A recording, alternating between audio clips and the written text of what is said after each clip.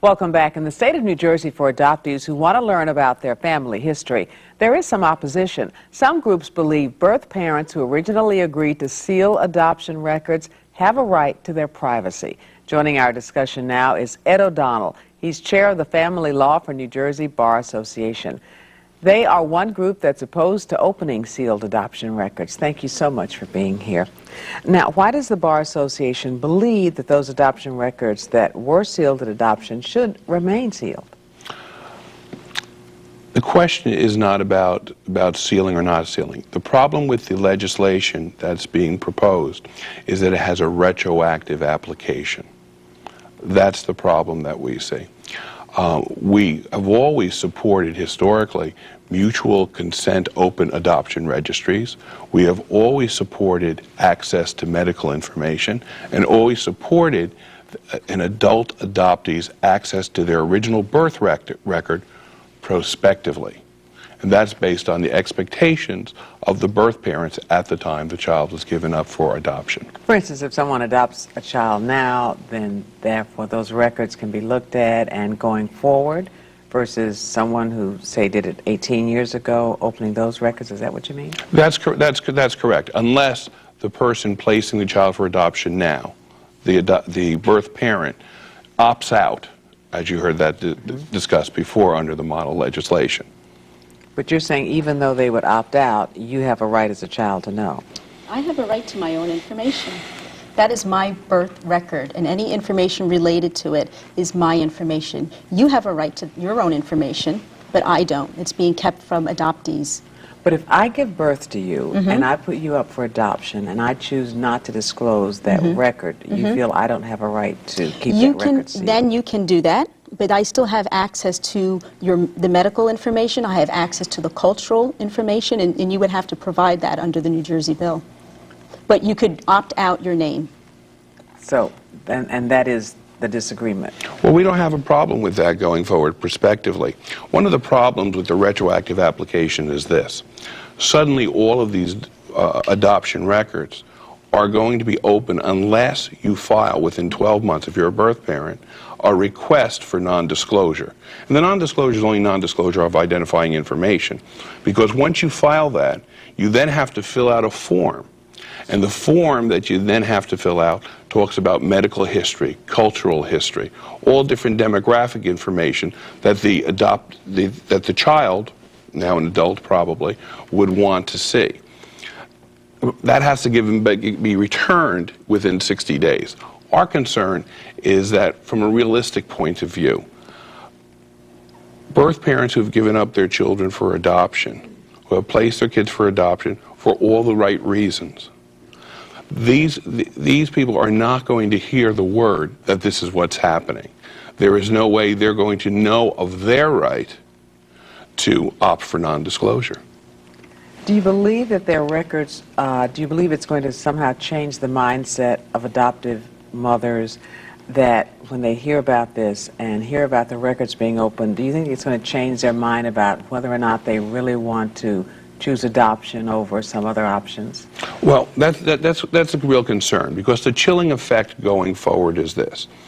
We know that there is a broad social policy that we want to take children who are at risk and have them placed in loving families. And that's the whole model for adoption. A real component of that for many, many birth parents is the expectation of privacy in this process. The concern is, because of how onerous it is to opt out, how onerous it is to make this request for non-disclosure, some birth parents may decide not to put up their children for adoption when the children, obviously that would be in their best interest. One other interesting thing is this. We have a law right now that allows for a birth parent, or really any other person, to surrender an infant within 30 days of their birth anonymously to a police station or a hospital and just walk away. One of the concerns I would have is that a birth parent who wants an expectation of privacy without all of the red tape will do just that. What about and I know this is way out there, but when you talk about sperm donors, will that somehow ever enter into it? Is that also something, another issue that could come up under this law? We have a separate statute that deals with sperm donors and under the Uniform Parentage Act, and they're dealt with differently as to whether or not they have, depending on the circumstances, actual parental rights to begin with. Okay. So are both of you actually, gathering signatures, or are you going to be rallying for that? How does the process work as far as both of you are concerned? We just want to get it into a vote.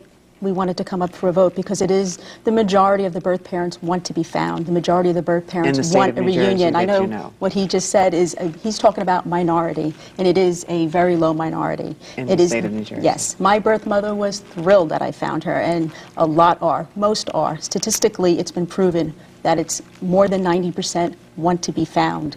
So it's a very small minority, and denying me my right to my own records is still going on. The councilman's, my friend, the lawyer here, speaks of this expectation of privacy, but there is absolutely nothing in the New Jersey law or in the statute that promises confidentiality to the birth mother. In fact, the records were sealed to protect the adoptive parents from, and the language said, from causing a possible harm or embarrassment. And in not one state were the records sealed to protect birth parents. They were sealed to protect adoptive parents. And what is the state's interest in keeping adult adopted persons' records secret? It's their record. It is not open to the public. It's only open to the person to whom it pertains. And as Ann said, if there was such an interest in the advocacy for birth parents, then why are they not advocating for the 90 to 95% of us who really want to know what happened to our children? Is there a difference in private versus public adoptions in terms of the law? No, I mean that's not really what the issue is going to be here. I'll tell you what. Less than a minute to sum it up. Okay, what I just disagree with here is this. I can buy into the fact that there may be a higher statistic of birth parents who want to see their adult adoptee children. But I think at the time of the adoption, I do believe in expectation of privacy on the part of the birth parent and the prospective adoptive parent. That is false. Excuse me. Parents are very different at that point in time. My birth mother. Thank you so very much for joining us. Thank you. We've run out of time. Okay. Thank you. That's our show for today. Enjoy the rest of your weekend.